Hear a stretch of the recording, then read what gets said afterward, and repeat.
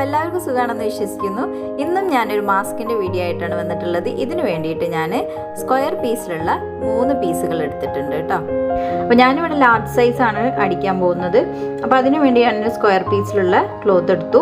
ഇനി നമുക്ക് അതിനെ ഒരു സർക്കിൾ പീസാക്കണം. സർക്കിൾ പീസാക്കാൻ ഞാൻ 4ആയിട്ട് മടക്കിയതിന് ശേഷം ഇതുപോലെ കോർണർ മടക്കിയിട്ട് ഇങ്ങനെ അടയാളപ്പെടുത്താം. എന്നിട്ട് നമ്മൾക്ക് ഈ ഒരു ആർച്ച് നമ്മൾ ആർച്ചായിട്ട് വരക്കുന്നില്ലേ, ആ ഒരു ആർച്ച് ഭാഗം അങ്ങ് കട്ട് ചെയ്ത് കൊടുക്കുക. അപ്പോൾ നമ്മൾക്ക് സർക്കിളായിട്ടുള്ള ഒരു പീസ് കിട്ടും. അപ്പോൾ അളവുകൾ നിങ്ങൾ ശ്രദ്ധിക്കണം കേട്ടോ, കറക്റ്റായിട്ടുള്ള അളവ്. ചെറിയ കുട്ടികൾക്കൊക്കെ ആണെങ്കിൽ ചെറിയ അളവ് എടുത്താൽ മതിയാവും. അപ്പോൾ ഈ ഒരു സർക്കിൾ പീസ് വെച്ചിട്ട് ബാക്കി 2 നമ്മൾ കട്ട് ചെയ്തെടുക്കുക. അങ്ങനെ 3 പീസ് ഞാനിവിടെ കട്ട് ചെയ്തെടുത്തിട്ടുണ്ട് കേട്ടോ. ഈ 3 പീസിൻ്റെ തിക്നെസ് ഉണ്ടാവും നമ്മുടെ മാസ്കിന്. ഇനി നമ്മൾക്ക് അതിൽ സെൻറ്റർ നമ്മൾ അടയാളപ്പെടുത്തുക. സെൻറ്ററായിട്ട് ഇങ്ങനെ മടക്കിയതിന് ശേഷം ഇതിൻ്റെ സെൻറ്ററിൽ നമുക്ക് അടയാളപ്പെടുത്താം. അപ്പം സെൻറ്റർ പോർഷൻ നമ്മൾ കണ്ടെത്തിയതിന് ശേഷം ആ സെൻറ്ററിൽ നിന്നും ഒരു 3 സെൻറ്റിമീറ്റർ അകലത്തിൽ 2 വശങ്ങളിലേക്കും അടയാളപ്പെടുത്തണം. ഇവിടെയാണ് നമ്മൾ മാസ്കിൻ്റെ എലാസ്റ്റിക് വെക്കേണ്ട ഭാഗം. അത് 2 സൈഡിലും ഇതുപോലെ തന്നെ 3 സെൻറ്റിമീറ്റർ വെച്ചിട്ട് അടയാളപ്പെടുത്തണം. ഇനി നമ്മൾക്ക് അതിൻ്റെ തൊട്ട് എതിർവശത്തിലുള്ള ഇതുപോലെ തന്നെ സെൻറ്ററാക്കി മടക്കുക. നമ്മൾ നേരത്തെ മടക്കിയതിൻ്റെ തൊട്ട് ഓപ്പോസിറ്റായിട്ട് മടക്കിയതിന് ശേഷം ഒരു 3.5 സെൻറ്റിമീറ്റർ നമുക്കവിടെ അടയാളപ്പെടുത്താം. എന്നിട്ട് നേരെ ഇങ്ങനെ വെച്ചതിന് ശേഷം ഒരു 2.5 സെൻറ്റിമീറ്ററും അടയാളപ്പെടുത്തി കൊടുക്കുക. എന്നിട്ട് നമ്മൾ അതൊരു കോണ് പോലെ ഒരു ലൈന് വരയ്ക്കുക. സ്ലാൻഡായിട്ടുള്ള ഒരു ലൈന് വരച്ചു കൊടുക്കുക. ഇത് നമുക്ക് കട്ട് ചെയ്ത് മാറ്റേണ്ട ഭാഗമാണ് കേട്ടോ. അതുപോലെ തന്നെ ഈ ക്ലോത്തിലും അതുപോലെ വരച്ചു കൊടുക്കുക. എന്നിട്ട് നമുക്ക് ഇതുപോലെ അങ്ങ് കട്ട് ചെയ്തെടുക്കാം. അപ്പോൾ ഇതുപോലെ തന്നെ നമ്മൾ 3ാമത്തെ പീസിനും ക്രോസ് ആക്കിയിട്ട് വരച്ചതിന് ശേഷം കട്ട് ചെയ്ത് കൊടുക്കുക. അപ്പോൾ 3 പീസിനും ഞാൻ ഇതുപോലെ കട്ട് ചെയ്തെടുത്തിട്ടുണ്ട് കേട്ടോ. ഇനി നമ്മൾക്ക് ഈ ഒരു ഭാഗം ഇതുപോലെ മടക്കിയതിന് ശേഷം അങ്ങ് സ്റ്റിച്ച് ചെയ്ത് കൊടുക്കുക. ഇങ്ങനെ 2 പീസിലും നമുക്കിങ്ങനെ സ്റ്റിച്ച് ചെയ്ത് കൊടുക്കാം. 2 കട്ടിയിൽ വെച്ചിട്ടാണ് കേട്ടോ. 2 പീസ് ഞാൻ ഇങ്ങനെ വെച്ചിട്ടാണ് ഒന്നിച്ചാണ് സ്റ്റിച്ച് ചെയ്യുന്നത് കേട്ടോ. കട്ടിക്ക് വേണ്ടിയിട്ടാണ് ഞാൻ 3 പീസ് എടുക്കുന്നത്. അത്യാവശ്യം കട്ടിയിൽ മാസ്ക് ആകുമ്പോൾ അത്യാവശ്യം കട്ടിയിൽ വേണമല്ലോ, അത് വേണ്ടിയിട്ടാണ് 3 പീസ് എടുത്തിട്ടുള്ളത്. അപ്പോൾ നിങ്ങൾക്ക് വേണമെങ്കിൽ 2 പീസിലും തയ്ക്കാം. അത്യാവശ്യം നല്ല കട്ടിയുള്ള തുണിയൊക്കെ ആണെങ്കിൽ 2 പീസ് വെച്ചിട്ടും തയ്ക്കാൻ പറ്റും. ഇതുപോലെ 2 പീസിലും ഇതേപോലെ ക്രോസ് ആയിട്ട് സ്റ്റിച്ച് ചെയ്ത് കൊടുക്കാം. അതിനുശേഷം നമുക്ക് ഈ ഒരു സ്റ്റിച്ച് ചെയ്ത ഭാഗത്ത് ഒന്ന് പ്രസ് അടി അടിച്ചു കൊടുക്കാം കേട്ടോ. ഒന്ന് പ്രസ് അടി പോലെ സ്റ്റിച്ച് ചെയ്ത് കൊടുക്കാം ഇതിന് മുകളിൽ കൂടി. അപ്പോൾ ഞാനിവിടെ പ്രസ് അടിക്ക് പകരം ചെറിയൊരു ഡിസൈൻ എന്തെങ്കിലും കൊടുക്കാമെന്ന് വിചാരിച്ചു. അപ്പം എനിക്കിഷ്ടമുള്ളൊരു ഡിസൈൻ ഞാൻ സെലക്ട് ചെയ്യാൻ പോവാണ്. ഈ ഒരു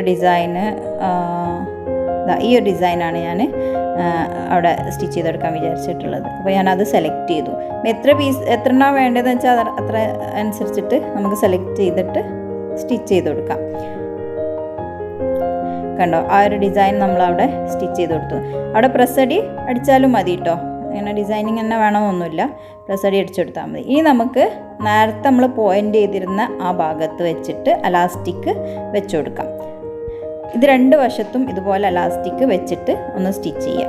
അപ്പോൾ 2 വശത്തും ഞാൻ ഇതുപോലെ അലാസ്റ്റിക് വെച്ച് സ്റ്റിച്ച് ചെയ്തു. ഇനി നമ്മൾക്ക് 3ാമത്തെ പീസ് നമ്മൾ നേരത്തെ തയ്ച്ച് വെച്ചിട്ടുള്ള ആ പീസ് എടുത്തിട്ട് അതിൻ്റെ മുകളിൽ വെച്ചിട്ട് ഇതുപോലെ മുകളിൽ വെച്ചതിന് ശേഷം അതിന് ചുറ്റും നമുക്ക് സ്റ്റിച്ച് ചെയ്ത് കൊടുക്കാം.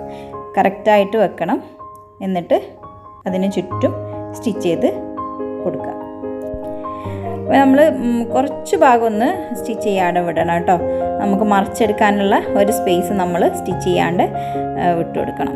ഇനി നമുക്ക് ഈ ഒരു മൊത്തം ഞാൻ സ്റ്റിച്ച് ചെയ്തെടുത്തിട്ടുണ്ട്. ഇനി നമുക്ക് ഇങ്ങനെ ക്രോസ് ആക്കി ഒന്ന് കട്ട് ചെയ്ത് കൊടുക്കണം കേട്ടോ. പെട്ടെന്ന് മറിച്ചിടുമ്പോൾ നമുക്ക് കറക്റ്റായിട്ട് വരാൻ വേണ്ടിയിട്ട് ഇങ്ങനെ ഒന്ന് ക്രോസ് ആയിട്ട് കട്ട് ചെയ്ത് കൊടുക്കുക എല്ലാ വശവും.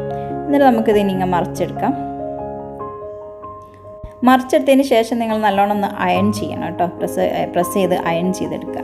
എന്നിട്ട് നമുക്ക് ഇതിൻ്റെ നമ്മൾ നേരത്തെ വിട്ടില്ലായിരുന്നോ മറിച്ചെടുക്കാനും വേണ്ടിയിട്ട് വിട്ടൊരു സ്പേസ് ഉണ്ട്, ആ ഒരു ഭാഗം നമുക്ക് അങ്ങ് സ്റ്റിച്ച് ചെയ്ത് കൊടുക്കുക. അതോടൊപ്പം തന്നെ നമുക്ക് ചുറ്റിലൊന്ന് മൊത്തത്തിലൊന്ന് ഇതേപോലെ സ്റ്റിച്ച് ചെയ്തെടുക്കാം.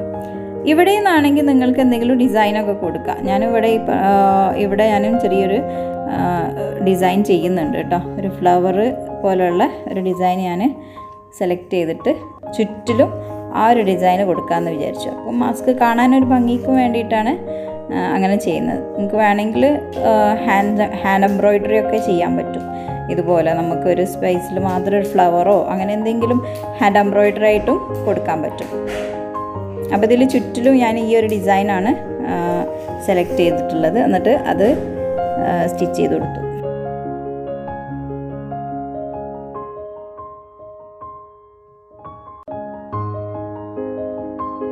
ഇനി നമുക്ക് അലാസ്റ്റിക് വെച്ചിട്ടുള്ള ഒരു ഭാഗമല്ലായിരുന്നോ, അവിടെ വെച്ചിട്ടൊന്ന് നല്ലോണം മടക്കിയതിന് ശേഷം നിങ്ങൾ അയൺ ചെയ്യുമ്പം തന്നെ ആ ഭാഗം വെച്ചിട്ടൊന്ന് നല്ലോണം അയൺ ചെയ്ത് കൊടുത്താൽ മതി കേട്ടോ. അവിടെ ജസ്റ്റ് ഒന്ന് മടക്കിയതിന് ശേഷം അതങ്ങ് മടക്കി വെക്കുക. എന്നിട്ട് നമുക്ക് ഈ ഒരു സെൻറ്റർ പോർഷൻ കാണാം, എലാസ്റ്റിക്കിൻ്റെ ഒരു ഭാഗമല്ലേ, അതിൻ്റെ ഒരു സെൻറ്റർ, നമ്മൾ 2 എലാസ്റ്റിക് വെച്ചതിൻ്റെ സെൻറ്റർ പോർഷന് നമ്മളൊന്ന് അടയാളപ്പെടുത്തുക.